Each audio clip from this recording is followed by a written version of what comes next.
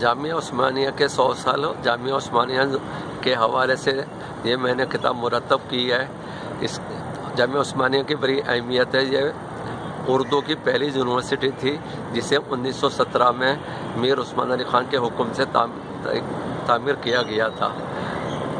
جامعہ عثمانیہ میں قومی زبان یا اردو کے حوالے سے تعلیم دی گئی تھی، اس لیے اس میں تمام انگریزی علوم اور دور جدید کے علوم کا ایک باقاعدہ دارالترجمہ قائم کیا گیا تھا جو مولوی عبدالحق کی نگرانی میں کام کیا۔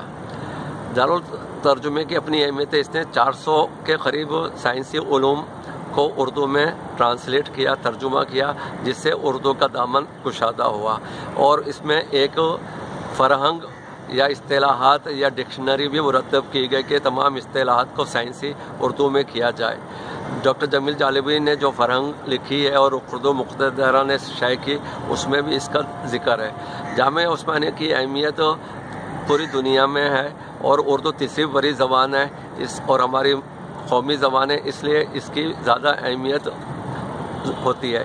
اس کو پس نظر رکھتے ہوئے میں نے جامعہ عثمانیہ کے 100 سال مرتب کی، تاکہ دور حاضر کے نئی نسل کو پتہ چلے کہ جامعہ عثمانیہ کی کیا اہمیت تھی اور قومی زبان میں اردو میں سائنسی علوم کا فروغ سے کیا فائدہ حاصل ہوگا۔